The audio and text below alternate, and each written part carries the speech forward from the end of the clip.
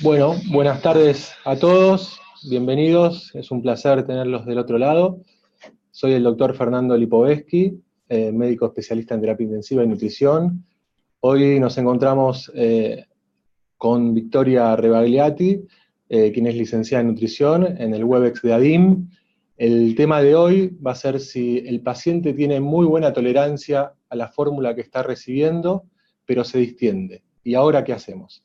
Así que vamos a ir arrancando con la charla. No sé si Victoria querés decir algo. Saludar simplemente, bienvenidos a todos, así que esperamos les guste y les sea útil para su práctica. Bien, les pedimos que si surge alguna duda o algún comentario, lo hagan a través del chat y nosotros vamos a ir parando en los diferentes temas para tratar de resolver las preguntas. Bien.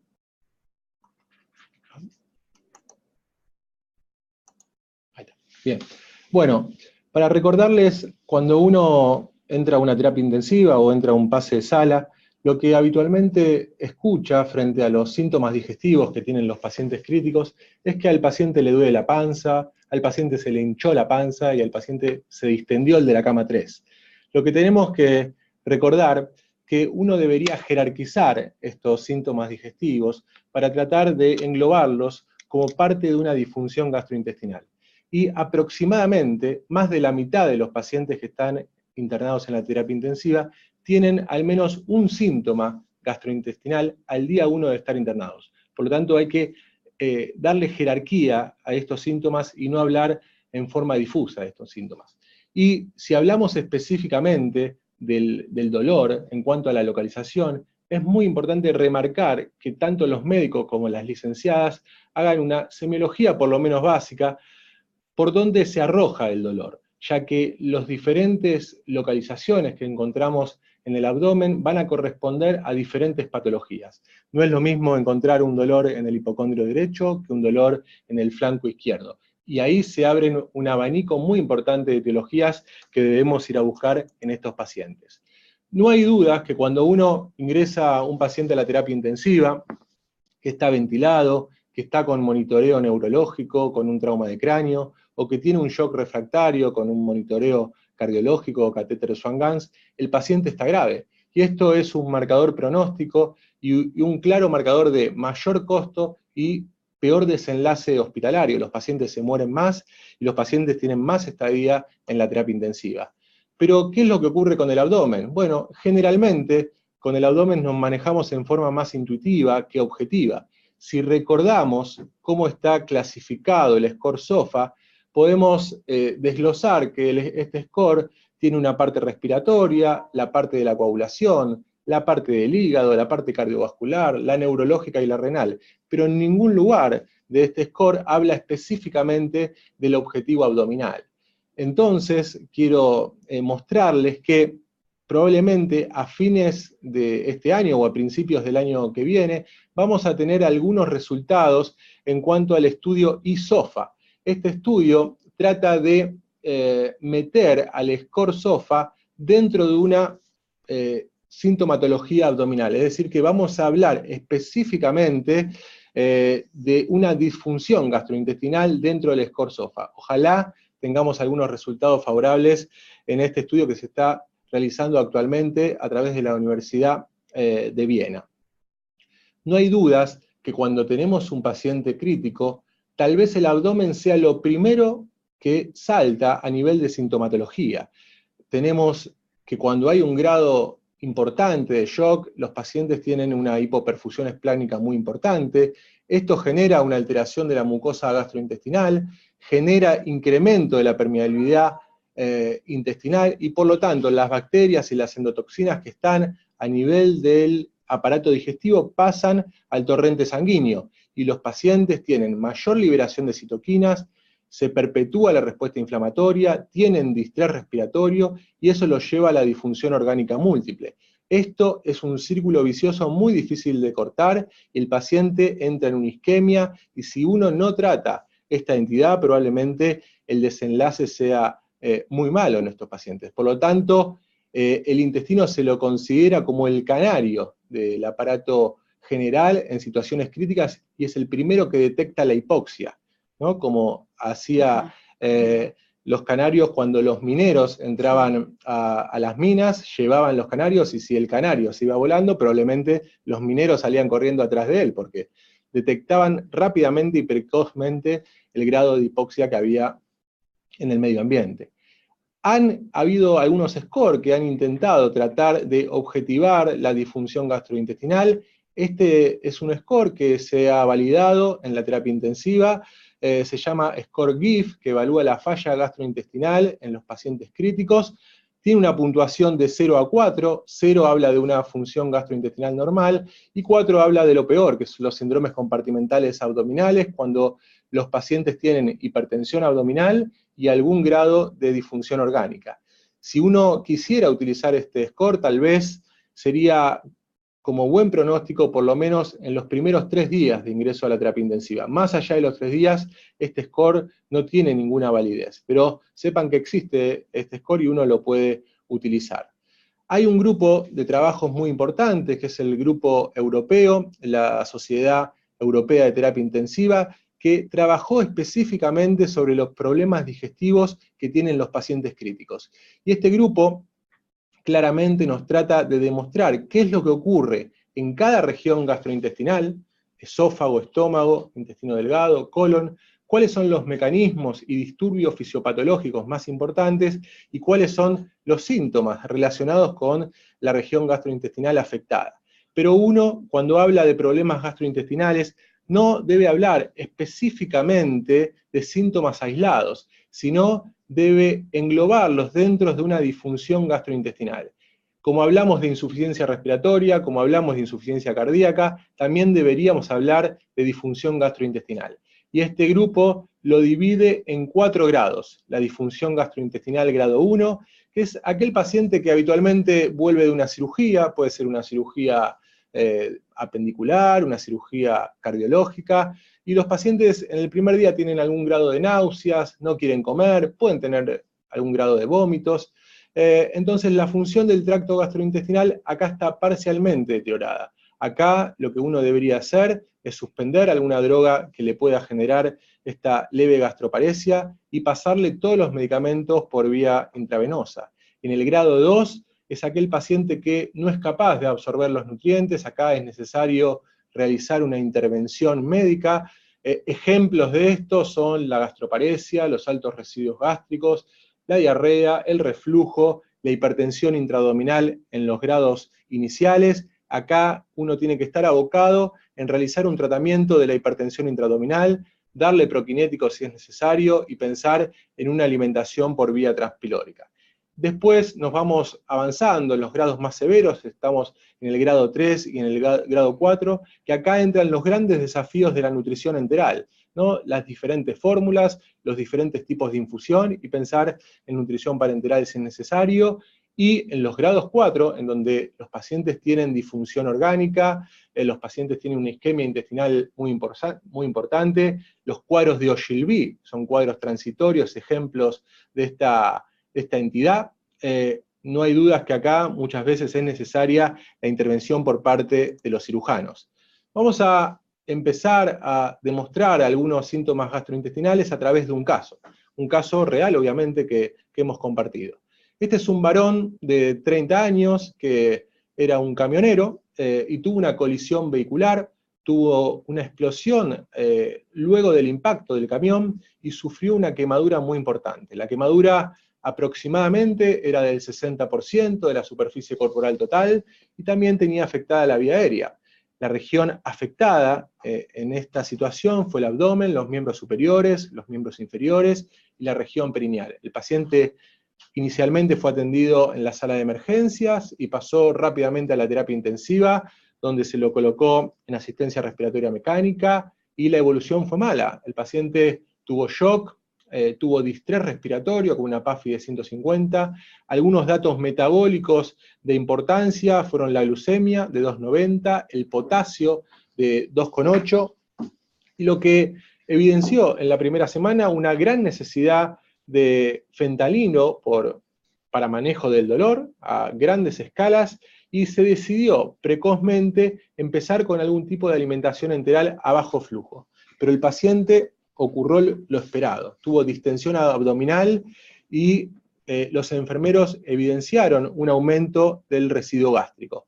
Por lo tanto, nos enfrentamos frente al primer problema digestivo que vamos a enumerar y vamos a desarrollar, la gastroparesia. Si uno analiza este trastorno, que es un trastorno específicamente de la motilidad gastrointestinal, está causado habitualmente por un retardo en el vaciado gástrico en ausencia de obstrucción mecánica. Esto es lo principal. No debe haber ningún cuerpo extraño, ningún tumor que genere obstrucción. Esto es una manifestación fisiológica. Y se puede evidenciar esta gastroparesia a través del elevado volumen de residuo gástrico. Seguramente es un problema muy frecuente en la terapia intensiva, de difícil manejo y con una incidencia reportada aproximadamente entre el 50-60% de los pacientes que están en ventilación mecánica. ¿Cuáles son las causas de la gastroparesia en los pacientes críticos? Las causas son múltiples, pero si hablamos específicamente del aparato gastrointestinal, lo que existe es una peristalsis esofágica inefectiva, hay y se evidencian menos ondas fúngicas a nivel del fundus, y también se puede observar una hipomotilidad antral con una alteración de la actividad antropiloroduodenal. Todo esto probablemente generado por una alteración en la producción de colecistoquinina. Esto es lo que ocurre inicialmente en los pacientes críticos en los primeros días. ¿Hay causas que predisponen al desarrollo de esta entidad? Sí, hay causas. Hay muchas causas y hay que repasarlas y hay que ir a buscarlas en cada paciente. Que los pacientes tengan hiperglucemia es un factor de riesgo. Nuestro paciente tenía 290 de glucemia. Que los pacientes reciban drogas tipo opiáceos también. Recordar que yo les dije que el paciente estaba recibiendo una gran cantidad de fentanilo. Que los pacientes estén en shock. En particular la dopamina, tal vez más que la noradrenalina, es un factor que genere una disminución del vaciado gástrico. Las anormalidades electrolíticas, y básicamente el potasio, este paciente tenía 2,9 de potasio, la hipoxia, la sepsis y el gran quemado. Así que todos factores, en nuestro caso, que predisponen a la aparición de una alteración en el vaciamiento gástrico. A lo largo del tiempo, la medición del residuo ha sido una práctica muy frecuente, altamente controvertida. Podemos observar rangos de límite en la literatura que van de 50 a 500, hablamos de criterios conservadores cuando los pacientes tienen más de 2 mediciones consecutivas, de 200 o 250, o criterios liberales cuando los pacientes tienen más de 500. Y esto ha cambiado en los últimos tiempos y hay una tendencia a que los límites sean cada vez más superiores con el fin de evitar la deuda calórica y con el fin que los pacientes reciban la mayor cantidad de nutrición o requerimientos energéticos lo máximo posible, por lo menos en la etapa crítica. Pero hay un último estudio que es importante, que es un estudio francés, que comparó dos medidas completamente opuestas. La primera medida fue de la no medición del residuo gástrico y la siguiente medida fue de la medición del residuo gástrico. Y lo que ellos vieron a lo largo de su intervención, que no había diferencias en cuanto a la aparición de neumonía asociada a la ventilación mecánica, sí tal vez en aquel grupo que decidieron no medir el residuo gástrico, los pacientes tuvieron mayor cantidad de vómitos, pero esto no reflejó modificaciones en el desenlace final ni en los días de respiración mecánica en los pacientes. También hay factores que son determinantes y que uno debe ir a buscar y analizar en forma específica en cuanto a la medición del volumen gástrico residual. Hay que ir a buscar cómo es la sonda, cuál es la característica de la sonda, cuál es el diámetro, dónde está la posición de la punta. También uno puede observar en la práctica que hay diferentes metodologías de medición, aspirado con jeringa, velocidad y tiempo de aspiración, se deja el brocal en el piso, es otra posibilidad. La posición del paciente también es fundamental, no es lo mismo un paciente en decúbito ventral que en decúbito prono, la posición de la cabeza, y obviamente el personal que realiza tiene que tener un entrenamiento correcto para hacer una medición correcta. Después nos vamos a meter específicamente en las fórmulas utilizadas para evaluar la densidad calórica y el contenido de grasas. Las últimas recomendaciones en cuanto a la medición del residuo gástrico nos avalan y nos autorizan por lo menos a que esta no sea una práctica habitual. y nos dicen que no deberíamos medir el residuo gástrico. Tal vez la tendencia va a ser en los últimos tiempos a cada vez medir menos el residuo gástrico. Si uno quiere elegir un paciente específico para medir el residuo gástrico, tiene que pensar en aquellos pacientes que tienen factores de riesgo. Este es un ejemplo de un paciente con factor de riesgo, un paciente con un traumatismo raquimedular, con un halo chaleco. Los pacientes con lesión medular tienen por denervación una alteración en la motilidad gastrointestinal, con trauma de cráneo esto también ocurre, por lo tanto, en estos pacientes uno debería tal vez estandarizar la técnica, utilizar sondas más gruesas y tal vez utilizar puntos de corte lo más alto posible, pero como este editorial lo dice, el residuo gástrico está terminando y hablamos del fin de una era. Específicamente con respecto al manejo médico o farmacológico, no hay dudas que la profilaxis de rutina para la gastroparesia no está indicada. Sí, cuando uno tiene diagnóstico de gastroparesia se pueden utilizar dos drogas recomendadas: la metoclopramida por vía endovenosa y la eritromicina también por vía endovenosa.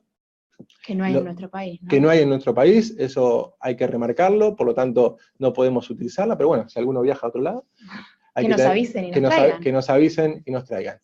Recordar que estas drogas hay que utilizarlas el menor tiempo posible. La recomendación es que no vayan más allá de las 72 horas por el riesgo de taquifilaxia que existe más que nada en la metoclopramida y los efectos adversos de tipo neurológico. Lo más conocido y el más demostrado tal vez son los efectos extrapiramidales, es decir, 10 miligramos cada 4 horas, menos de 72 horas, y pensar en otras alternativas nutricionales y terapéuticas en forma simultánea con el manejo médico en forma farmacológica.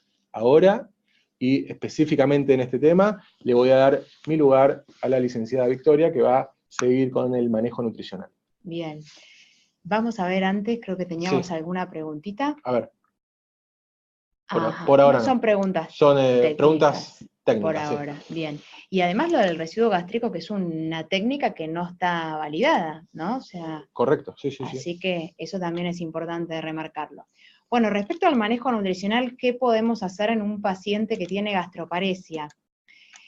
Primero, en principal, disminuir la velocidad de infusión a la que veníamos infundiendo. Claramente estamos en presencia de una intolerancia.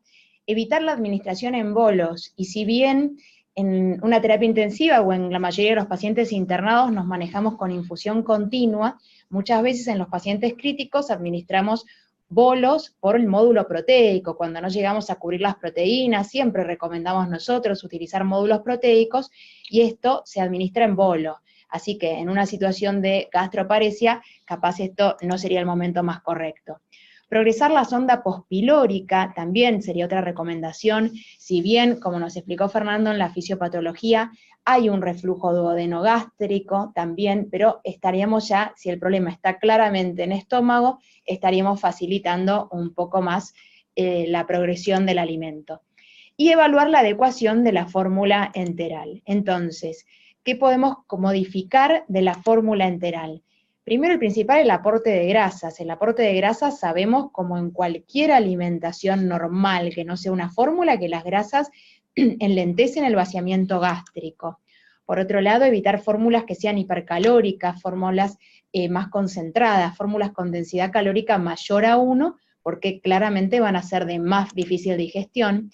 Y por otro lado, ver la digestibilidad de las proteínas, que esto es un poquito lo que les quería traer. Acá hay un estudio justamente bastante reciente, un estudio aleatorizado a doble ciego, que si bien tiene un nene muy pequeño, analiza el tiempo de vaciado gástrico de 3 fórmulas distintas, 3 fórmulas enterales isocalóricas, pero que tienen diferente composición proteica, y eso es lo interesante. Se utilizaron pacientes sanos, voluntarios sanos, que recibieron 300 mililitros de la fórmula, pero en días separados, no fue todo en el mismo día. Había intervalo entre la prueba de una fórmula con la prueba de otra. Y a la vez se hacía resonancia magnética antes de que reciban esa cantidad de fórmula, durante la infusión y a intervalos regulares.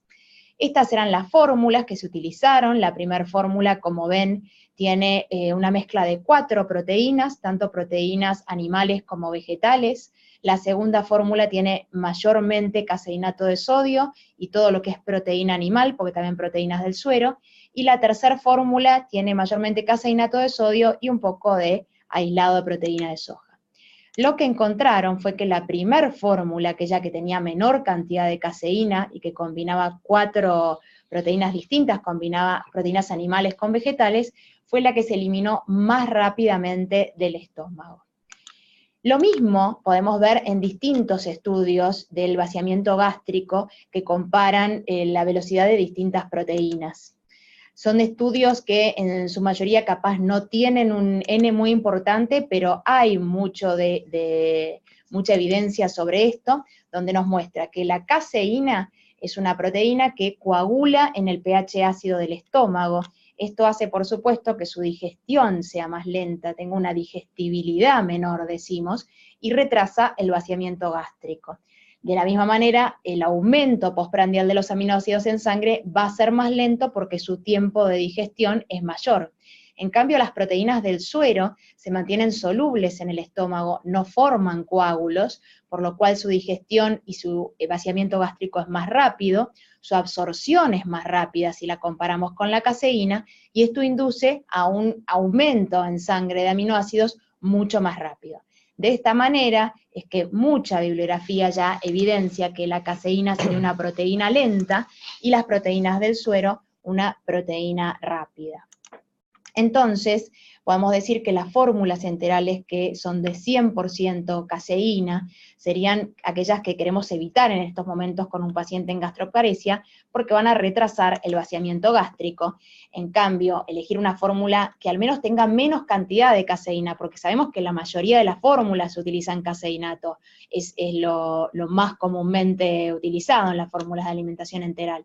Pero utilizar una que tenga menos cantidad de caseína, o proteínas del suero, proteínas vegetales, o aunque sea hidrolizado si fuera necesario como estrategia hasta que mejore la gastroparesia del paciente.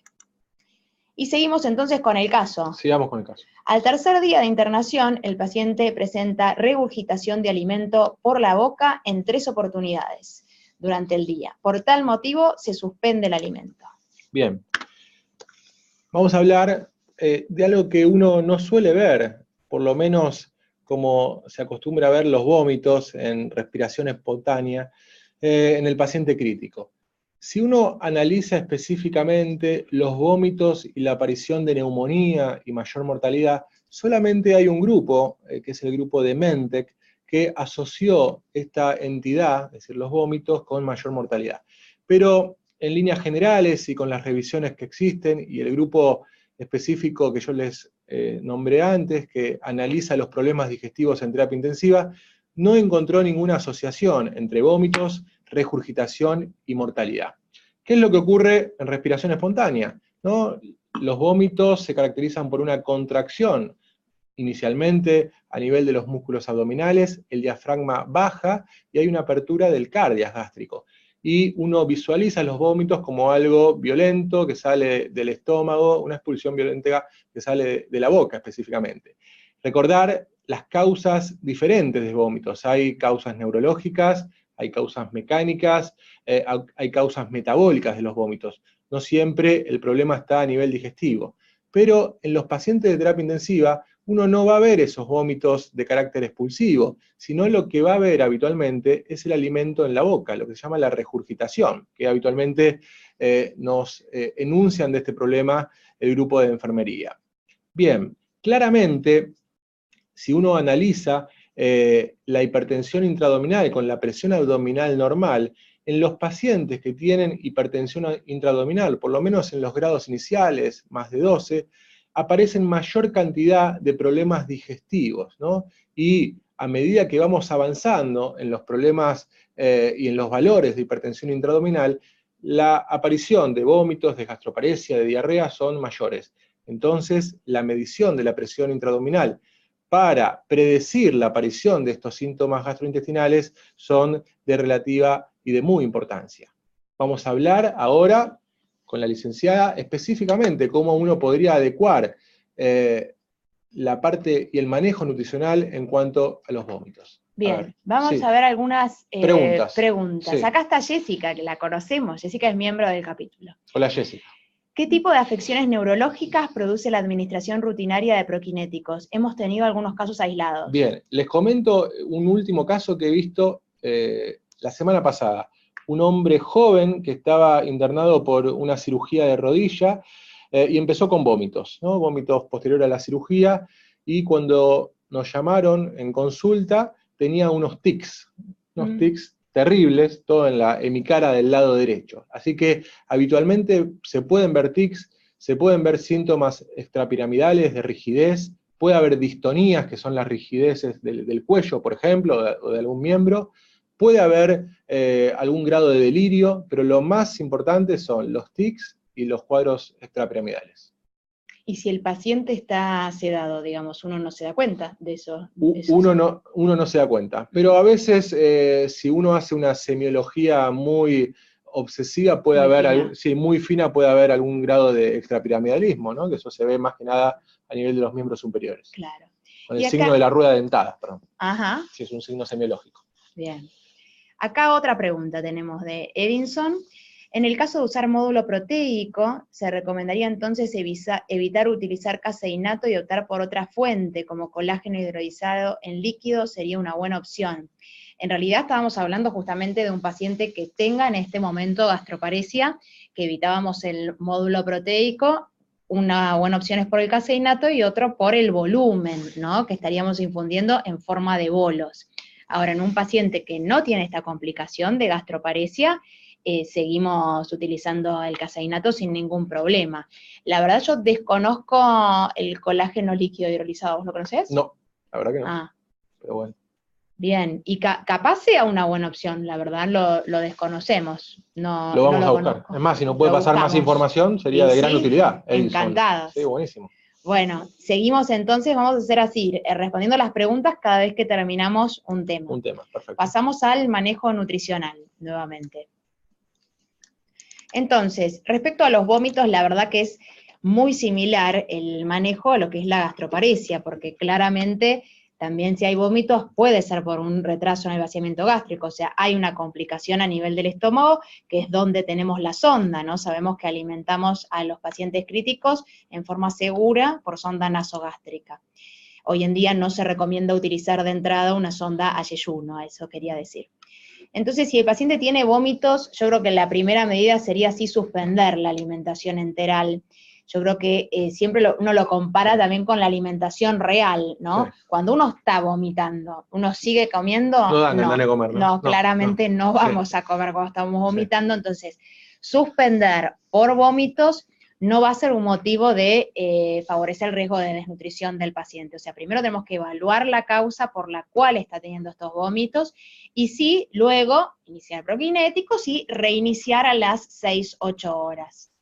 El tema de los prokinéticos, como nos comentaba Fernando, en realidad lo más recomendado no es lo que tenemos en el país. También es importante verificar la ubicación de la sonda, porque muchas veces puede pasar que la sonda esté acodada o que esté enrulada y en realidad haya como vuelto hacia el esófago y por eso es el vómito del paciente. Así que en primera medida, suspender, realizar una placa, ver dónde está la sonda y podríamos progresarla un poco más allá si el paciente no está respondiendo a la medicación, a los prokinéticos. Si no vemos mejoría, no responde a los prokinéticos, sería correcto progresar la sonda a yeyuno. Eso, por supuesto, llevaría ya una endoscopía o un enfermero muy entrenado. Muy avesado, la verdad muy que hábil. Sí. A veces se pueden hacer por técnicas radiológicas, ¿no? Claro, por radioscopía, pero claro. A ciegas es muy difícil progresar una difícil a sonda ciegas. yeyuno, casi imposible. Se termina volviendo a acodar a enrolar. Se termina enrollando, sí. Y utilizar fórmulas, como hablábamos recién, que faciliten el vaciamiento gástrico, que no sean hipercalóricas, que tengan menor contenido de caseína y que tengan bajo contenido de grasa, también sería importante. Entonces, seguimos con el caso. Ahora, este mismo paciente, el 7º día, se constata que no ha tenido catarsis. Por este motivo, se suspende el fentanilo y la alimentación por vía enteral. Ambas cosas, se deja de alimentar y se suspende la sedación. Pasamos a hablar entonces de la constipación. De la constipación. Por el paciente le está pasando todo. Todo. Todo a nivel digestivo, de casualidad. Bueno, vamos a hablar específicamente de la constipación. Claramente es un problema muy importante, pero lo que vemos en la práctica, que de esos problemas, por lo menos del grupo de enfermería, no se habla tanto, porque no suele molestar tanto la constipación como la diarrea, y habitualmente no es tenido en cuenta como una complicación digestiva, ¿no? Se dice que el paciente no está constipado y bueno, se toman una serie de conductas, pero no se engloba, no se remarca este problema como de jerarquía. Yo creo que nadie se da cuenta, claro, básicamente, si el paciente está constipado. La constipación hay que ir a buscarla, claro, ¿no? La constipación hay que ir a buscarla. Nadie va a poner carteles que, bueno, el paciente está constipado, ¿no? En cambio, si hay diarrea, hay carteles luminosos. Si hay diarrea, hasta llaman a TN, ¿no? Sí, sí. Pero bueno, entonces, sin ánimo de ofender a nadie, obviamente, vamos a tratar de hablar de este problema. Sin lugar a dudas, en los pacientes críticos hay un montón de causas que pueden generar constipación. Desde alteraciones en la motilidad intestinal, secundarios a cualquier proceso patológico, pacientes inmovilizados en terapia intensiva, que habitualmente lo están, los pacientes con grandes cuadros de shock o deshidratados, esto favorece a la constipación, desde cambios inducidos por los fármacos, recordar algunos sedantes o drogas de tipo opiáceo que pueden predisponer a la constipación, y un aporte de fibra dietética que no me voy a meter ahora específicamente mucho en este tema. Pero vean este paciente en decúbito prono, y recordar que la constipación es un acto fisiológico consciente, por lo tanto, probablemente va a ser muy difícil que se logre el objetivo si uno no toma ciertas medidas pertinentes. El primer gran problema que tenemos en constipación es la definición, ¿está bien? Hay grupos que nos hablan de que constipación son 3 días sin catarsis. Más que nada los grupos brasileños son los que más trabajan en constipación. Hay otros grupos, tipo los grupos holandeses, que hablan de 6 días, ¿no? Aquel paciente que por 6 días no ha tenido catarsis, esto es constipación. Y hay otros que hablan hasta 9 días, e inclusive se habla de constipación superrefractaria, que es cuando un paciente está constipado, se hacen maniobras o medidas para tratar la constipación, y el paciente persiste con constipación. ¿Quieres decir algo? No, se me ocurren muchos chistes, la verdad, con la constipación. Puedes hacerlo, sí. Bien, si uno quiere, en líneas generales, hacer una definición práctica, y qué es lo que habla las últimas recomendaciones y guías de este tema, se define constipación cuando el paciente no ha presentado deposiciones en un periodo de 3 días consecutivos.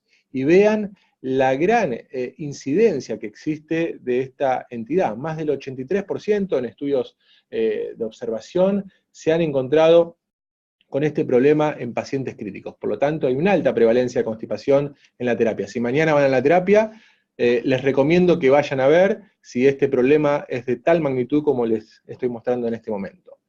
Estos son algunos de ellos, y vean la diferencia que hay de prevalencia en los pacientes críticos cuando uno compara constipación versus diarrea. Claramente es el problema, tal vez uno de los problemas digestivos más frecuentes, la constipación, pero es el que menos alarma nos da los enfermeros y el grupo médico. Por eso probablemente haya que ir a buscar la constipación en los pacientes internados. Es que claramente lo que uno piensa, siempre escucha es, no, esas fórmulas que traen diarrea, los pacientes están siempre con diarrea, y por el contrario, es más prevalente la constipación, solo que nos enteramos menos. Correcto. Hay menos queja. ¿no?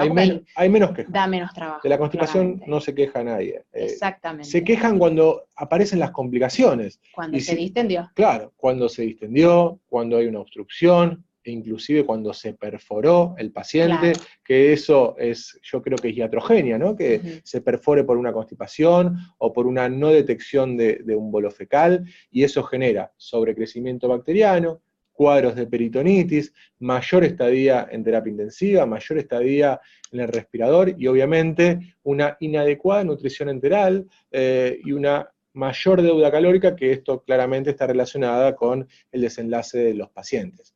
Si uno quisiera hacer un algoritmo por lo menos básico para estos pacientes, claramente todo paciente que tiene constipación, que uno le hace el diagnóstico de 3 días sin deposiciones, realizar una radiografía de abdomen, si es posible en la terapia intensiva.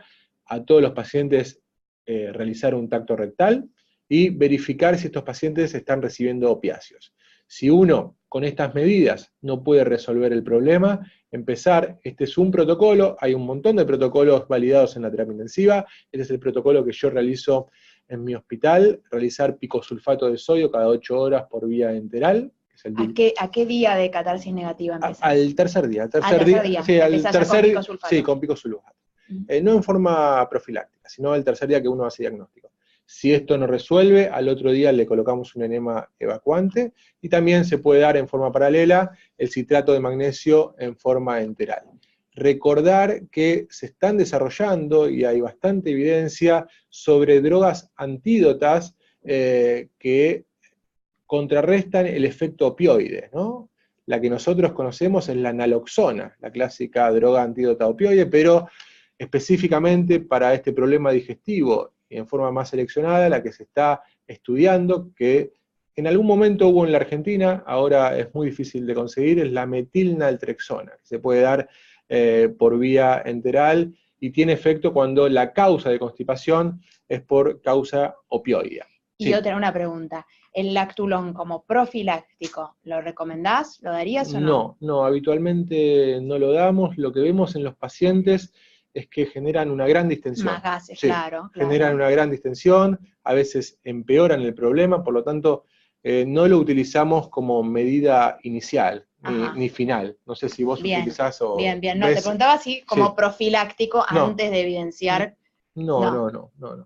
¿Y el citrato de magnesio cómo lo aportás? El citrato de magnesio es por vía enteral, viene en sobrecitos y se puede dar un sobre cada 8 horas. ¿no? Sí, cada 8 horas por vía enteral. Lo que vemos en las prácticas diarias es que hay una baja cantidad de terapias intensivas que tienen protocolos de constipación. Se ha esto registrado y menos del 4% de las unidades tienen protocolo de constipación. Por lo tanto, que no haya protocolos no es reconocer este problema tan importante. No se está reconociendo. No se está reconociendo. Vamos con el tema y manejo nutricional específicamente. Bueno, entonces, básicamente lo que vamos a hablar es de prevención, porque cuando el paciente ya está con un bolo fecal, con una situación de constipación, va a haber que tratar de resolverlo con las medidas de laxantes o de maniobras como enemas evacuantes, pero desde la nutrición lo que podemos trabajar es en la prevención.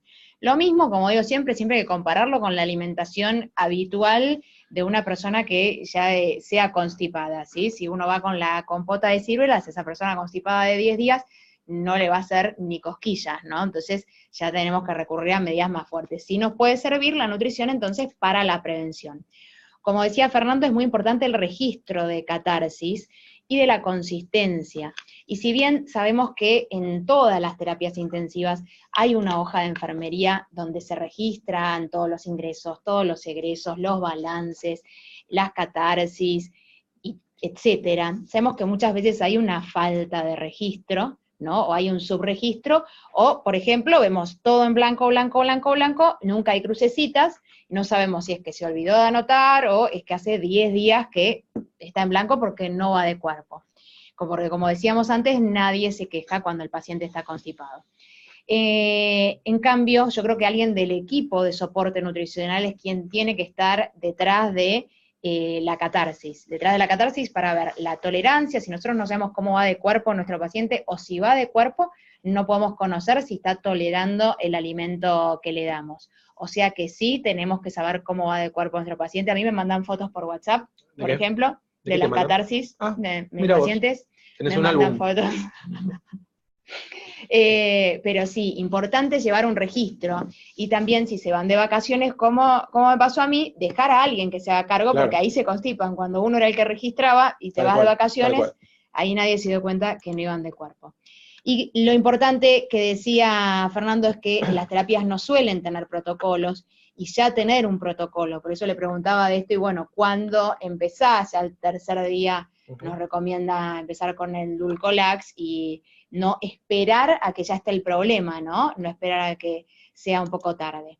Emplear fórmulas con fibra, y eso un poquito vamos a hablar de qué tipos de fibra son las que recomendamos en pacientes críticos, y adecuada hidratación. Esto es un punto no menor, porque la deshidratación favorece, pero sobre todo porque cuando usamos fórmulas concentradas, fórmulas queremos hacer un aporte alto en proteínas y utilizamos fórmulas de densidad calórica 1,3, 1,5, capaz terminamos administrando un volumen de 1000 mililitros, 1200 mililitros nada más, y sabemos que de ese volumen solamente el 80% se considera agua libre.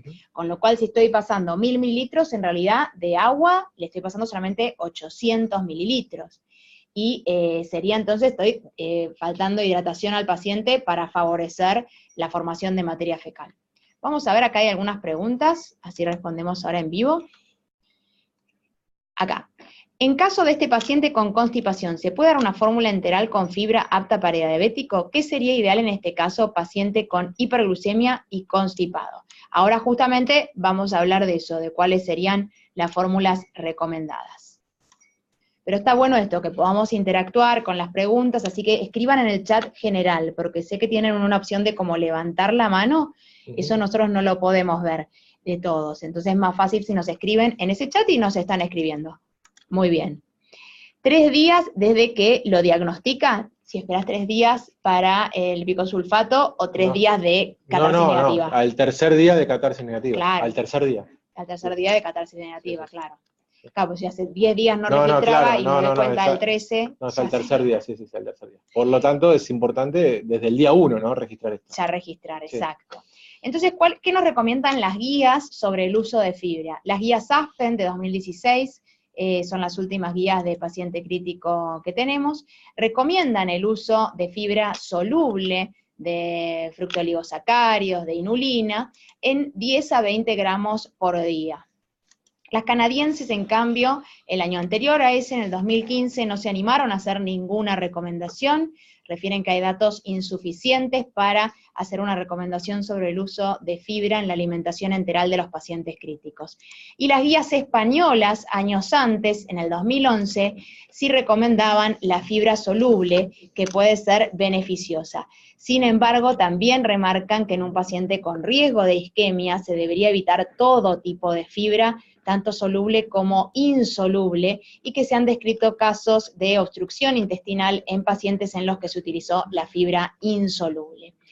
Entonces, primero tenemos que recordar que tenemos 2 tipos de fibra, ¿no? Tenemos las fibras fermentables o solubles, que estos son los mucílagos, las gomas, las pectinas, los oligosacáridos, y las fibras no fermentables o insolubles, que lo que más se utiliza en las fórmulas integrales son los polisacáridos de soja, la celulosa, el almidón resistente, son los más utilizados para la fórmula. Sabemos que en la naturaleza tenemos otros, pero los que se usan en la fórmula son estos.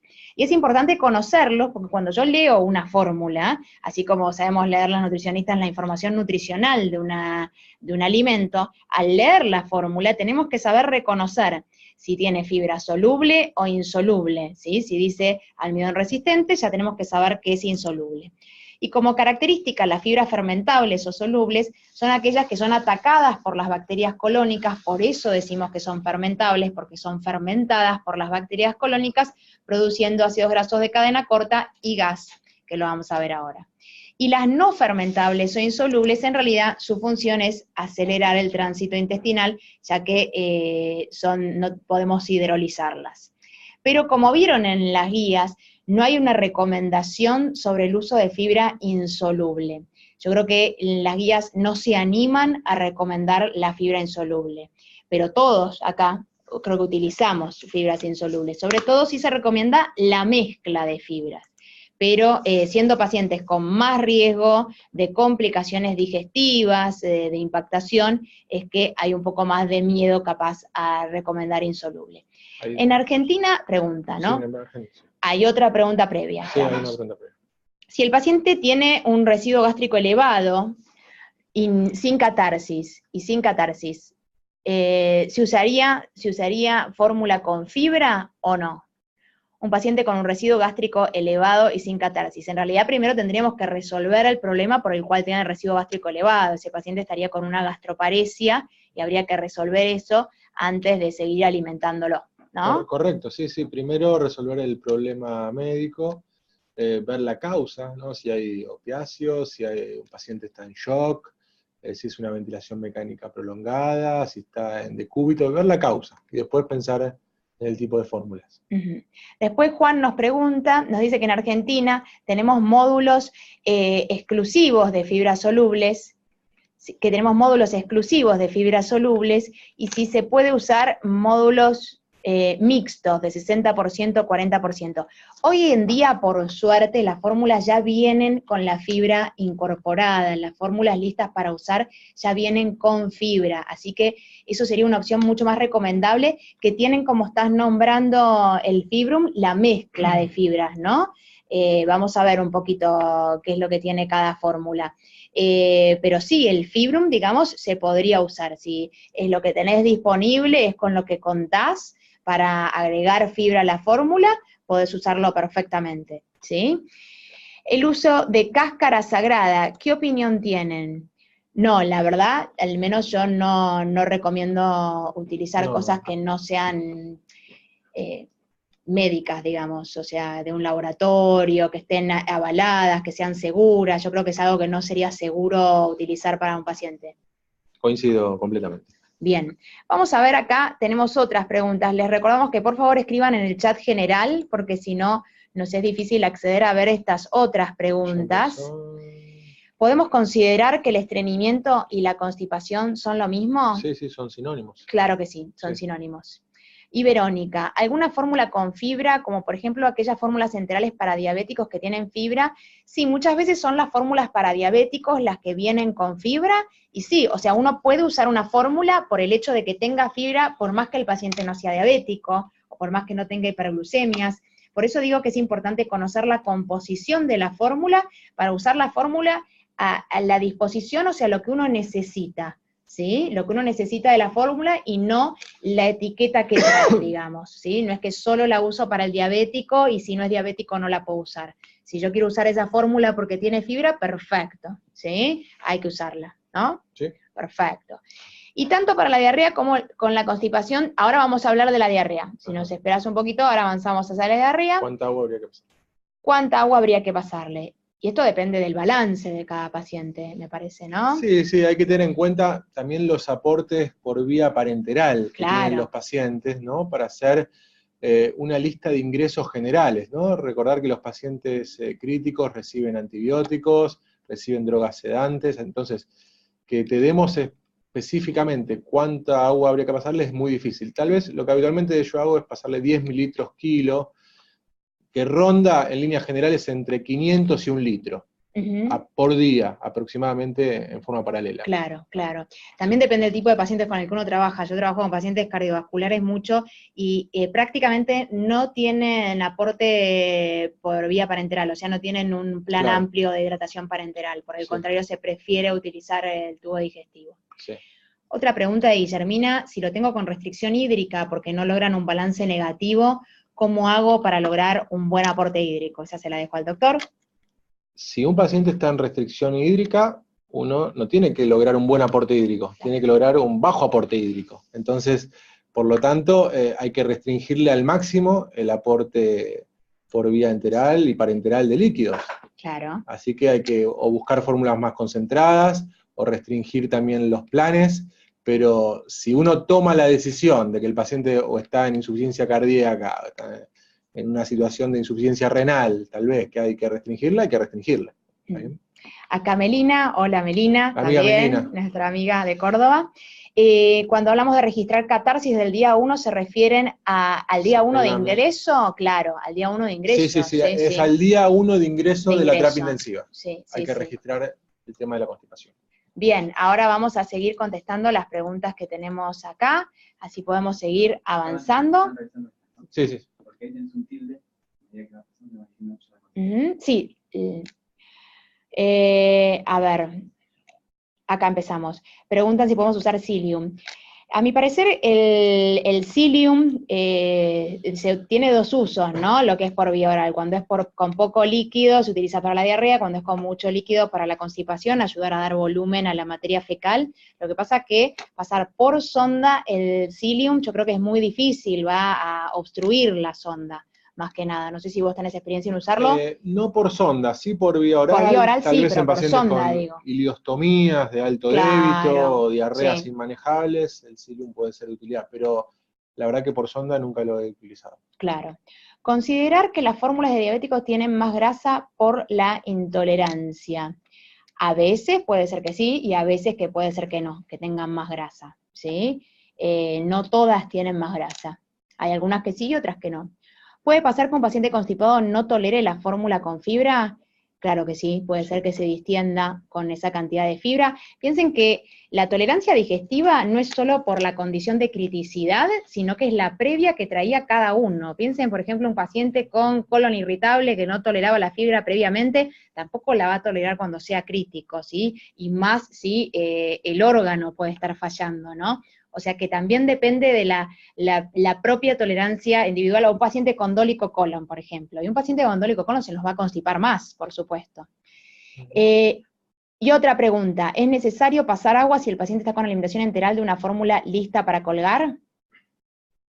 Y si nos estaba faltando hidratación, como comentábamos, sí. Sí, para si no nos completar, falta, para completar. para En el completar caso que los nos falte. ingresos, si es necesario, se puede Si nos pasar. falta. Sí, sí. No siempre, pero se puede pasar. Exacto.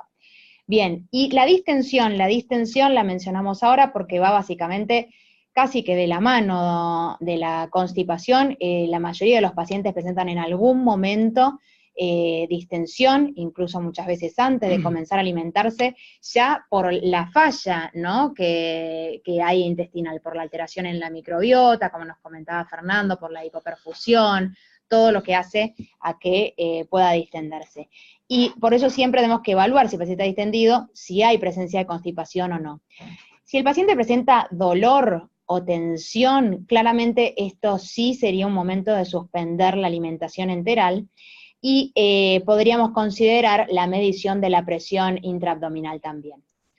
Las últimas guías europeas de paciente crítico nos hablan de cuando hay situaciones de intolerancia, como es el dolor abdominal o la distensión, suspender o no aumentar o disminuir la velocidad, pero ir evaluando los síntomas del paciente día a día, ¿sí?, cuando tenemos algún síntoma de distensión, porque podemos estar en riesgo de una isquemia mesentérica si seguimos alimentando y no les prestamos atención, ¿no? Y en cuanto a la presión intraabdominal, si se decide medirla, saber que con una presión intraabdominal menor a 15 sería seguro una alimentación enteral. Cuando la presión intraabdominal es de 15 a 20, este abdomen es un poquito más peligroso. Podríamos intentar una nutrición enteral pero trófica, de manera de no perder el trofismo intestinal, pero nuestro aporte nutricional va a ser por la nutrición parenteral, por vía parenteral. Sí. Ya con una presión intraabdominal mayor a 20 estamos hablando de un síndrome compartimental y está totalmente contraindicada la alimentación enteral, sería parenteral la opción. Sí, correcto. Así recordar que la semiología abdominal básica, cuando uno coloca la mano, su mano en el abdomen del paciente, tiene una especificidad y una sensibilidad bastante baja de predecir hipertensión intraabdominal. Por lo tanto, es un método inespecífico, por lo menos en los pacientes críticos. Y esto se ha visto, que la predicción de hipertensión intraabdominal en expertos ha sido muy pobre. 50% pueden predecir que los pacientes tienen hipertensión intraabdominal. Por lo tanto, no queda otra que medir, ¿no? Es un dato objetivo que uno debe medir. Cómo se mide la presión, cómo se mide la PIC. Que hay que medirlo más de lo que se mide. Claro, hay que medirlo más de lo que se mide. Y no solamente cuando los pacientes tienen distensión abdominal, ¿no? Hay un montón de factores de riesgo que favorecen el desarrollo de hipertensión intraabdominal. ¿Dirías que debe ser de rutina, como un monitoreo clínico de rutina? Sí, claro. Yo creo que debería ser de rutina, por lo menos en los pacientes críticos. Los pacientes ventilados que tienen distrés o una PIP, que es un valor que se coloca en el respirador, más de 10, los pacientes sépticos, el gran quemado, los pacientes que vienen de una cirugía, son todos factores de riesgo, o el paciente obeso, inclusive. También. Son todos factores... Es muchísimo más difícil, claro, la semiología. Es casi imposible una semiología en un hiperobeso. Sí. Entonces, en esos pacientes hay que monitorizar la presión intraabdominal. Si uno dice, bueno, ¿cada cuánto? Bueno, habitualmente las guías dicen o cada 6 horas, o en los casos donde uno registra un valor alterado, cada 4 horas. Pero traten de, por lo menos, tratar de medir, por lo menos una vez, ¿no? De inicio en estos pacientes que ingresan a la terapia intensiva, porque probablemente tengan algún grado de hipertensión que uno no pudo diagnosticar con la semiología clásica. Claro. Entonces, respecto a la fórmula, cuando tenemos un paciente distendido, además de que, por supuesto, lo primero y principal sería evaluar la causa de esa distensión, evitar los azúcares simples. Hay fórmulas que vienen con azúcares simples y sabemos que todos los hidratos de carbono, así como hablábamos el lactulón, van a fermentar en colon derecho y van a favorecer más la distensión aún, ¿no? Controlar el aporte de grasas, también las fórmulas con alto aporte de grasas, como comentaban que algunas para diabéticos tienen alto aporte de grasas en función de disminuir el índice glucémico, puede hacer que algunos hidratos de carbono no se absorban y lleguen a colon sin ser absorbidos y producir mayor fermentación, ¿no? Y por supuesto, si vemos que continúa con mala tolerancia, continúa con distensión, podemos considerar o disminuir el aporte de fibra o suspenderlo por completo hasta revertir el cuadro. Muchas veces cuando uno elige una fórmula, cree que, bueno, si es esta, es la fórmula A, tiene que el 100% de su alimentación será en la fórmula A. No, podemos combinar fórmula A-B, si no tolera, capaz los 30 o 20 o 30 gramos de fibra que traía si uno daba el total de volumen con esa fórmula. ¿Se entiende lo que digo? O sea, podemos dar una fórmula sin fibra y una fórmula con fibra, y entre las dos fórmulas cubrir el requerimiento proteico. O sea, no hace falta utilizar un solo tipo de fórmula por día. ¿Sí? Correcto. ¿Se entendió? Sí, perfecto. Bien. Perfecto. Seguimos con el caso, entonces. Al día 9, el paciente, perdón, antes del caso tenemos acá unas preguntitas, me parece. No me queda claro el uso de fibra insoluble por vía enteral, por ejemplo, Fibrum. Sí, el Fibrum es una mezcla de fibras, y sí, lo que las guías recomiendan es el uso de una mezcla de fibras, ¿sí? Pero no de algo con 100% insoluble, que igualmente en el mercado no hay nada que tenga 100% fibra insoluble. O sea, Fibrum sí se puede utilizar. Lo que decíamos es que Fibrum es un módulo que se agrega por vía artesanal, ¿sí? Y con lo cual va a producir más riesgo de que se tape la sonda, es más complicada la administración, y por supuesto sería mucho mejor si ya tenemos una fórmula lista para colgar que venga con fibra. Ahora, si no tenés, por supuesto que estaría bueno utilizarla, ¿sí? ¿Cómo miden la PIA? Sí, ahí preguntan cómo miden la PIA. Bueno, la PIA habitualmente nosotros la medimos a través de un método indirecto, que es el método vesical. Hay otros métodos para medir la PIA, pero lo que habitualmente realizamos es a través de la sonda vesical. Colocamos un transductor de presión a través de la sonda vesical. El paciente debe estar relajado, sin asistir en la parte respiratoria, y se hace una instilación de 50 mililitros de solución fisiológica y se conecta ese transductor como una especie de llave de 3 vías hacia un monitor y nos otorga un valor en milímetros de mercurio. La PIA se mide en milímetros de mercurio, teniendo el 0 a nivel de la cresta ilíaca.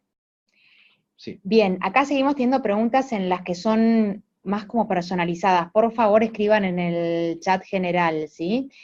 Preguntaban si el agua se administra en bolos. ¿Se puede administrar en bolos? ¿Se puede infundir en paralelo con una llave de 3 vías también, ¿sí?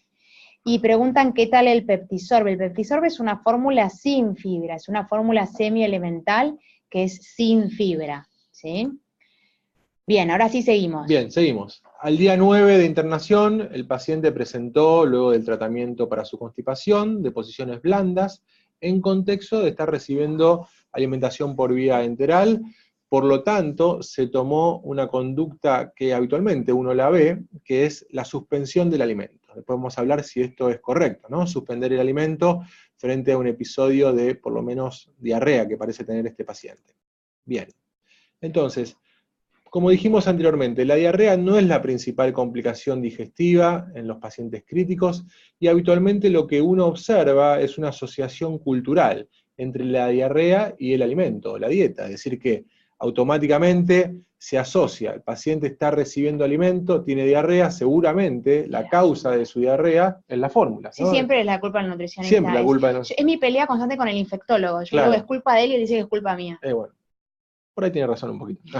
Bueno, entonces, claramente hay que tratar de este problema sacarlo y dejar esta asociación clásica, ¿no?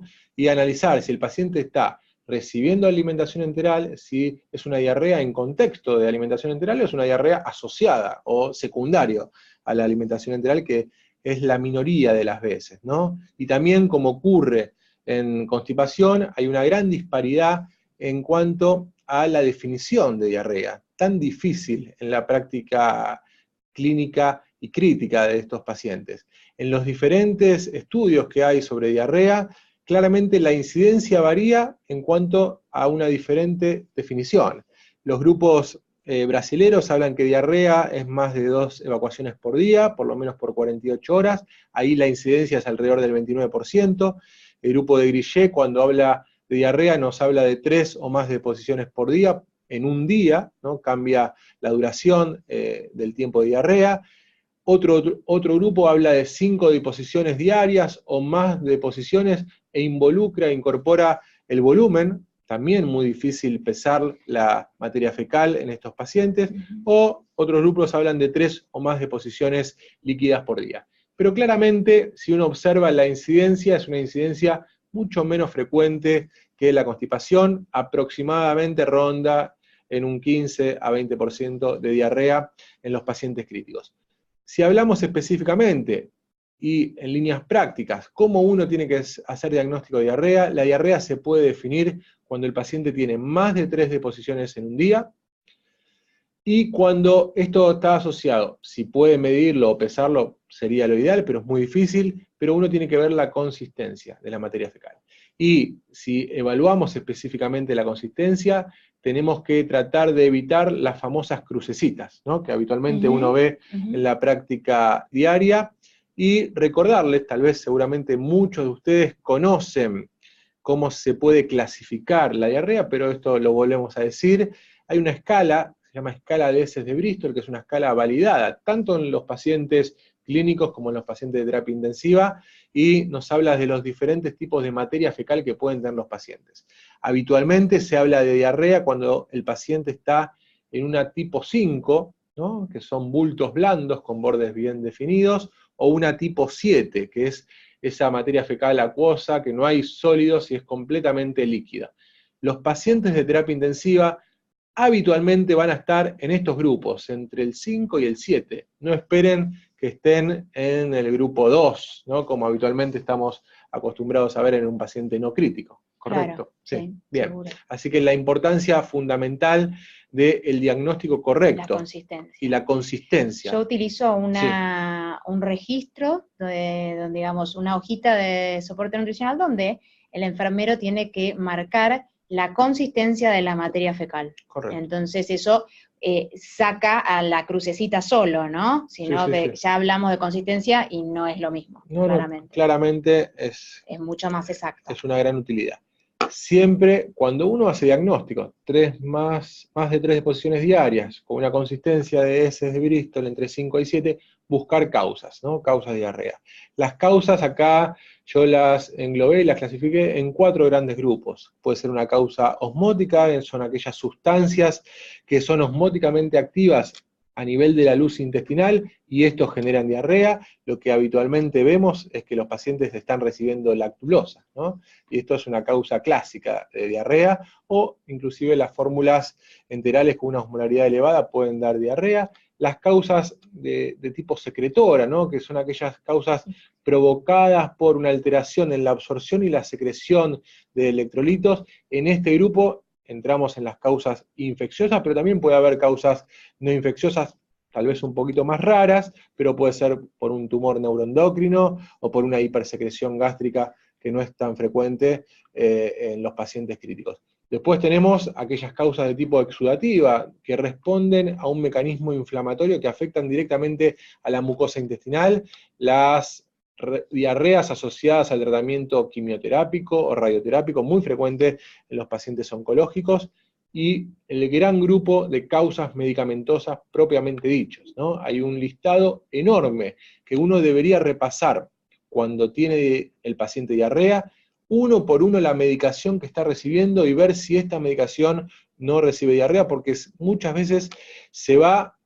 a sorprender de medicamentos que uno no pensaba que generaban diarrea, como antihipertensivos, antiinflamatorios no esteroideos, los suplementos de fosfato, los antiácidos, las sales orales de magnesio, que todas estas pueden generar y producir diarrea. ¿Cómo aborda uno la diarrea? Después nos vamos a meter específicamente en el tratamiento nutricional, pero en líneas generales, si uno tiene o el paciente tiene diarrea, primero pensar si esto no es causado por la medicación, es decir, que repasar las causas medicamentosas de diarrea. Si el paciente no tiene una causa medicamentosa, que no sea un antibiótico, buscar si el antibiótico puede ser generador de diarrea, en ese caso pedir un conteo de leucocitos, ver la toxina para Clostridium, y en algunos pacientes en particular que están más inmunodeprimidos, se puede realizar un coprocultivo, y como última medida, ver el grupo de fórmulas de nutrición enteral que está recibiendo este paciente. Si el paciente no resolvió la causa de diarrea y no resolvió el problema, ahí uno debería preguntarse si el problema es la nutrición enteral y pensar en nutrición parenteral propiamente dicha. Pero no es algo habitual que estamos acostumbrados a ver. Claro. Bien, entonces, primero algunos conceptos, o sea, no iniciar antidiarreicos si no hay un diagnóstico, sobre todo el uso de, capaz, lo que es la crema de bismuto, que son pectinas, no tienen riesgo, es como dar una compota de manzana, es una fibra soluble, pero ya dar algo como loperamida, si estamos enfrente a una diarrea infecciosa, sería contraindicado, sería más peligroso. Evaluar los antibióticos, como nos comentaba Fernando, buscar la etiología, no siempre Clostridium primero, ya si seguimos con Clostridium negativo y pasa el tiempo con diarrea o en pacientes inmunosuprimidos, pensar el coprocultivo, y descartar también una pseudodiarrea, porque como dijimos, que es muchísimo más frecuente, muchísimo más alta la prevalencia de constipación, muchas veces, dicen, no, tiene diarrea, y era una pseudodiarrea, ¿sí? Una pseudodiarrea en un paciente con una impactación, con un bolo fecal, con lo cual podemos estar tratando algo como diarrea que era una constipación, y eso suele pasar también. Bien, ¿qué vamos a hacer desde la alimentación? Primero y principal, no suspender. Y esto acá, a diferencia de los vómitos, que cuando comparamos con la vía oral, uno cuando está descompuesto, sigue alimentándose con una dieta astringente, no digamos, no suspende su dieta, sino que cambia el tipo de su dieta, pero no deja de comer. Y se disminuye la velocidad de la infusión. Iniciar alguna fórmula con fibras fermentables, ahora vamos a ver el beneficio de estas fibras. En el caso de que hubiera una malabsorción severa o que no está respondiendo a las fibras, ahí sí pensamos en una fórmula semielemental, pero nuestra primera opción siempre son las fórmulas con fibras. Y considerar el uso de probióticos. Vamos a ver qué nos recomiendan las guías Aspen de 2016, nos recomiendan justamente no suspender la alimentación como primera medida ante la diarrea, utilizar fórmulas con mezcla de fibra, fórmulas que aporten tanto soluble como insoluble, y si persiste la diarrea, pasar a una fórmula semielemental. Las recomendaciones de las guías españolas en 2011 es de la fibra soluble como beneficiosa para el tratamiento de la diarrea. Y vamos a explicar por qué, qué sería el componente que traen estas fibras solubles. Traen prebióticos, lo que estamos buscando en la fibra soluble o fermentable, que la llamamos, es el aporte de prebióticos. ¿Qué son los prebióticos? Los prebióticos son un tipo de fibra soluble, pero es aquella que tiene mayor índice de fermentabilidad dentro de todas las fibras fermentables, y que puntualmente favorezcan el crecimiento y el desarrollo de bacterias benéficas en el colon, de bacterias que traigan algún beneficio para la salud, no que favorezcan a todas las bacterias por igual. Estos son puntualmente los fructoligosacáridos, la inulina, los galactoligosacáridos y la lactulosa. Tienen características particulares, es que deben resistir a la digestión, digamos, no tienen que ser hidrolizados por el cuerpo, sino no serían fibras, tienen que ser fermentados por la microflora y tener este efecto selectivo sobre bacterias que sean benéficas, sobre todo lactobacilos y las bifidobacterias. son los alimentos de estos dos tipos de bacterias. Y quería mostrarles justamente acá, como vemos de todos los tipos de fibras, su grado de fermentación. Estas son fibras más insolubles, acá tenemos ya lo que llamamos las fibras solubles, y como los FOS y la inulina son fibras con un 100% de fermentación, ¿sí? Entonces eso es lo que lo distinguen de otros tipos de fibras solubles o fermentables también.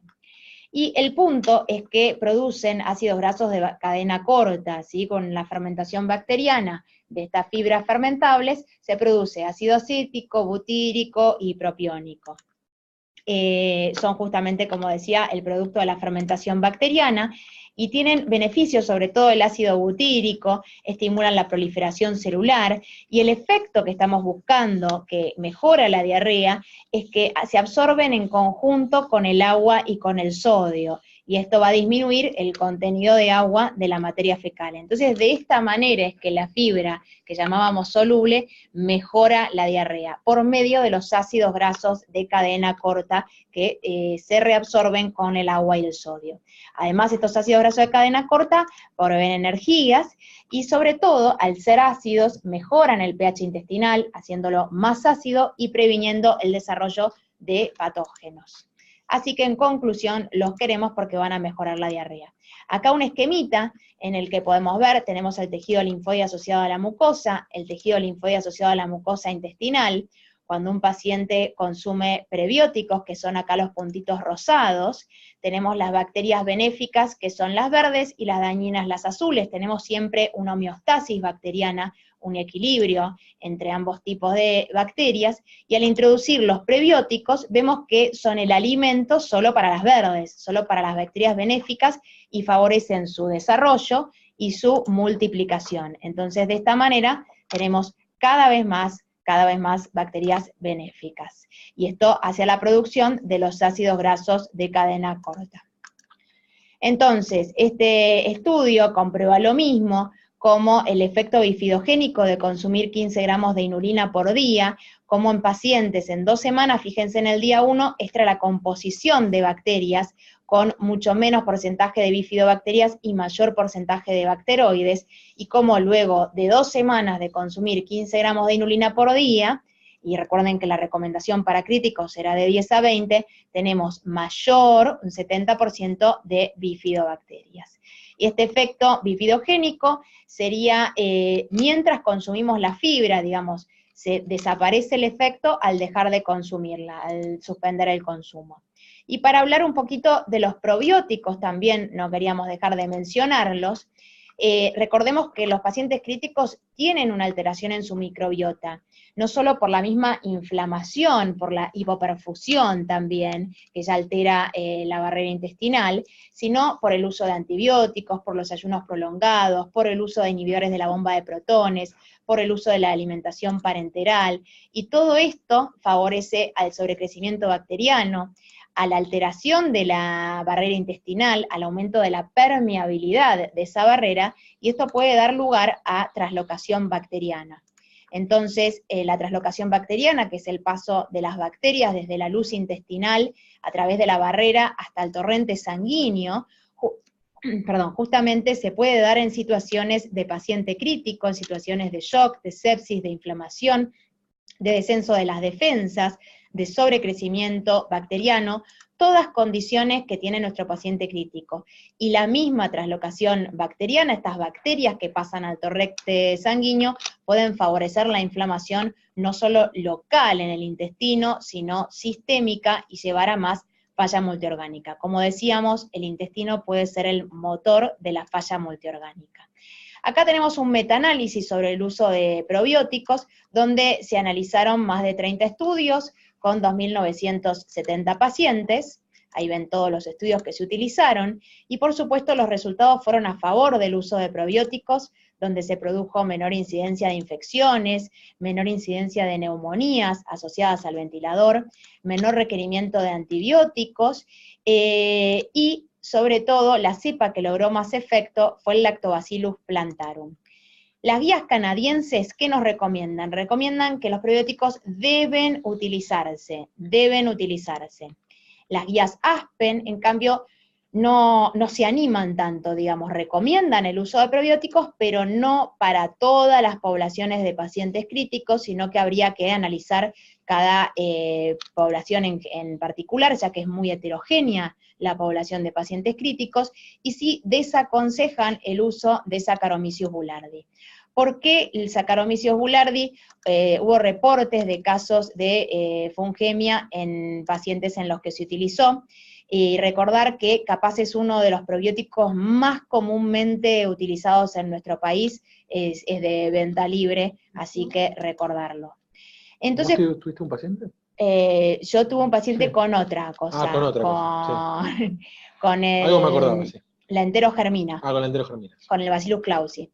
¿Y cuál es el problema entonces del uso de probióticos? ¿Hay evidencia de que son buenos? Sí, hay muchísima evidencia de que son buenos, las guías lo recomiendan. Por empezar, hay muchísimas cepas distintas de probióticos y no tenemos todas las cepas en nuestro país. Hay mucha variabilidad en la dosis, hay estudios que hacen con una dosis y una cepa, hay muchísima heterogeneidad en los pacientes, algunos son estudios en quemados, otros en neurocríticos, y el tiempo sobre todo en el que se trató. Entonces se necesitan muchísimos más estudios para poder saber con exactitud cuál sería la cepa recomendada, cuál sería la dosis, y en definitiva no conocemos el probiótico ideal para nuestros pacientes críticos. Ahora vamos a pasar entonces a los casos clínicos. Bueno. ¿Sí?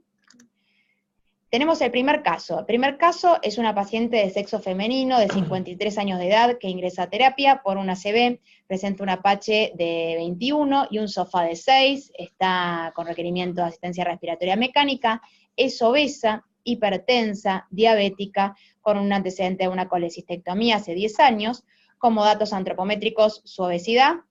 Se constata que tiene el abdomen levemente distendido y está constipada, hace 5 días que no va de cuerpo. Actualmente recibe una fórmula polimérica estándar sin fibra a 60 mililitros hora. Bien, entonces ahora vamos a pedirles que contesten en el chat general qué medidas tomarían respecto a la constipación. Y acá escriban si es A, B o C. Modificar la fórmula, modificar la fórmula enteral, suspender la alimentación por distensión, iniciar catárticos o A y C son correctas. Ahí está, están contestando. Muy bien. Ajá, variadas las respuestas. Variadas las respuestas. Bueno, la respuesta correcta es A y C, o sea, vamos a querer modificar la fórmula y también, por supuesto, iniciar los catárticos, ¿sí? De ambas, ahí está, ambas respuestas. Y de estas fórmulas que mostramos acá, fíjense las fórmulas, tenemos la primera, estos todos los nutrientes en 1000 mililitros, esta sería hipercalórica, esta sería una densidad calórica 1, densidad calórica 1, esta también un poco más, densidad calórica 1,3, fíjense, esta no tiene fibra, acá fíjense los porcentajes de fibra que aporta cada una. ¿Cuál de estas recomendaría? ¿Qué tipo de fibra recomendaría? Fíjense también los aportes proteicos, ¿sí? Díganos entonces si recomendarían la fórmula 1, la 2, la 3, la 4, la 5. ¿Cuál es la que les parece mejor para este paciente? 4. Perfecto, todos coincidimos en que es la 4. ¿Por qué? Porque tiene más porcentaje de fibra insoluble, tenemos 50 y 50. Esta, también la 2 tiene 50 y 50, pero la diferencia es que esta tiene mayor proteínas. Y estamos hablando de paciente crítico, entonces entre un 40 y un 75 vamos a elegir la que nos aporte más proteínas claramente. ¿Coincide, doctor? Sí, claro. Perfecto. Seguimos entonces. A continuación se realizó un enema evacuante, tiene catarsis positiva y mejora la distensión abdominal. A la semana presenta un vómito, por lo que se disminuye la velocidad de infusión de la fórmula e indican prokinéticos. Vuelve a presentar un vómito, o sea, no responde a los prokinéticos, se realiza una placa de abdomen que evidencia una cámara gástrica distendida. Así que ahora, ¿qué medida tomaría? A sería suspender la alimentación, B sería progresar la sonda yeyuno, C modificar la composición de la fórmula, o, hay que rápido contestan, o B y C. Alumnos brillantes. Sí, están afiladísimos, por suerte. Buenísimo, muy bien. Entonces acá tanto la B como la C, ¿sí? Vamos a querer progresar la sonda más allá del píloro y modificar la composición de la fórmula. Seguimos entonces, ahora que estamos buscando facilitar la digestión de este paciente, ¿qué fórmula elegirían? Ahora hay que recordar lo que habíamos hablado para justamente facilitar el vaciamiento gástrico, qué características buscarían en la fórmula. ¿Qué les parece? ¿La 1, 1, 2, la 3, 2 4 o 5. o 5? A ver. Esto todavía no han Ahí contestado. está empezando a contestar. Ajá. 5, 2, 5, 5, 5, 5, 5, 5. Parece haber ganado la 5. Bien, perfecto, la 5. ¿Por qué la 5? Vamos a analizar. Acá tenemos una fórmula hipercalórica que dijimos que no era una buena opción en un paciente que está teniendo alguna afección en estómago, un retraso en el vaciamiento gástrico. Después, acá estas tienen más caseinato. Acá tenemos una fórmula toda con caseinato que no la vamos a elegir, ¿sí? Lentejas, Esta fórmula tiene bastante fibra, lo cual también no nos ayuda, así que vamos a la fórmula con una proteína más hidrolizada de suero que va a facilitar la digestión. En el segundo caso, ¿querés contar el segundo caso? Dale. Muy bien. Este es un paciente de sexo masculino, 40 años, un tabaquista, 10 cigarrillos día, ingresa a terapia intensiva por un trauma de cráneo grave, con hemorragia subaracnoidea, y requiere una colocación de PIC para una medición de la presión intracraniana. A su vez, tiene trauma de tórax con contusión pulmonar, hemoneumotórax, y se coloca un tubo de avenamiento pleural. Algunos datos antropométricos, su peso habitual de 75, el peso actual es de 75, por lo menos el día previo a la internación, no había referencia sobre pérdida de peso, el apetito estaba bien, lo que sí hacía una dieta bastante desequilibrada. Se calcula el Apache, que tiene un valor de 15, y el SOFA, un valor de 8. Bien, el paciente a los 10 días presenta deshidratación a causa de diarrea, ¿no? Tenía 5 deposiciones diarias de consistencia líquida de 3 días de evolución. Actualmente lo encontramos con soporte por vía enteral con una fórmula polimérica sin fibra a 50 ml/hora. La pregunta siguiente es, ¿qué conducta tomaría? A, suspender la alimentación enteral, B, darle una fórmula con fibra fermentable, C, una fórmula semielemental, y D, bajar la velocidad de infusión a 25 ml/hora. A ver. Bien, bien, bien. Coincidimos con la mayoría. Elegimos entonces una fórmula con fibra fermentable. Muy bien, vemos que están contestando muy rápido, significa que se ha entendido. Y siguiendo esos criterios entonces, ¿cuál de las siguientes fórmulas elegirían ahora? Analicen justamente la cantidad de fibra, qué porcentaje aportan de cada una, analicen los hidratos de carbono que traen. A ver, vamos a ver qué es lo que nos están contestando. 4, 3, 4, 5. Ah, está variado. 3, 4, 3, 5, como un partido de tenis, sí. Estamos, ¿no? La 4, nuevamente. Siguen con la 4, bueno, bien. Nosotros la que nos parece más adecuada es la primera, porque esta es la que aporta mayor porcentaje de fibra fermentable. Fíjense que tenemos inulina, tenemos oligofructosa, que justamente son los prebióticos que nos van a ayudar a la formación de ácidos grasos de cadena corta. Acá alguien podría haber contestado la fórmula número 3, la fórmula número 3 tiene 100% de fibra soluble. El tema es que la fórmula 3 tiene 50% de sus hidratos de carbono en forma de sacarosa. Así que esto realmente, en una dieta que estamos tratando de que sea astringente, favorecería una diarrea osmótica, ¿no? Sabemos que la sacarosa es osmóticamente activa en el colon, por eso, en mi opinión, yo cambiaría esta fórmula a una que tenga otro tipo de hidratos de carbono. Y las otras era que tenían más porcentaje de insolubles, ¿sí? Fíjense, 50, 60, 53, por eso no las elegimos. Bien, seguimos con el caso entonces. Bien, a los pocos días mejora la diarrea, pero el abdomen aumenta su distensión notablemente. Ahora presenta un abdomen tenso y con dolor a la palpación. ¿Cuál es la conducta que usted tomaría? A, suspender la alimentación por vía enteral. B, rotar una fórmula sin fibra. C, bajar la velocidad de infusión. D, rotar una fórmula a fácil digestión. A ver. Acá todos seguros, Sí, está parece muy haber bien. una coincidencia ¿sí? general. Coincidimos todos de que es momento ya con dolor de suspender la alimentación enteral, ¿sí? Así que con esto vamos a las conclusiones Vamos finales. a las conclusiones finales, sí. Bien. Ya de la central me dicen que tenemos que terminar. Ajá, te pasaron el aviso. Sí. Bueno. Bueno, como conclusión final, es muy importante tratar de jerarquizar, notificar y registrar en la historia clínica todos los síntomas gastrointestinales que pueden tener los pacientes, tratar que no sean síntomas aislados, sino recordar los diferentes grados de insuficiencia gastrointestinal que pueden tener estos, tratar de estandarizar la evaluación, protocolizar los tratamientos, y recordar que la mayoría de estos síntomas tienen un impacto en el outcome final de los pacientes. Es decir, si los pacientes críticos presentan síntomas gastrointestinales, probablemente tengan una mayor mortalidad, una mayor estancia en terapia intensiva y una peor posibilidad de recuperación. Licenciada. Bien, no, simplemente contestar acá una pregunta, ¿qué opinamos del agua de arroz? No, el agua de arroz no lo recomendamos, tratamos de manejarnos con las fórmulas y con los componentes de las fórmulas.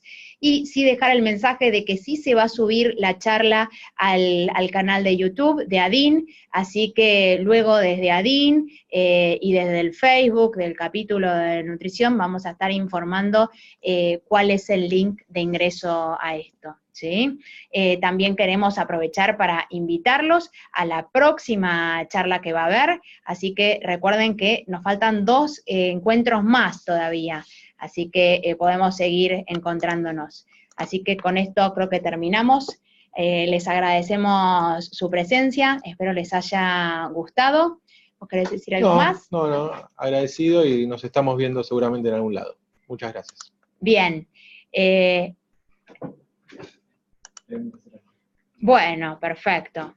Vamos a las preguntas. ¿Los probióticos se administran luego del diagnóstico de la diarrea o en qué momento? Si es luego del diagnóstico. Claro, cuando uno evidencia que hay diarrea, pueden ser de utilidad los probióticos, ¿sí? En algunas instituciones hay médicos que utilizan agua de arroz, Sí, no, eso ya que dijimos que no. Acá están contestando las respuestas, claro, no. Excelente, chicos. Bueno, Melina, bien, perfecto. Bueno, muy bien, entonces, les agradecemos a todos por la participación y nos vemos en la próxima charla, en el próximo encuentro. Chao, hasta luego. Chau, chau.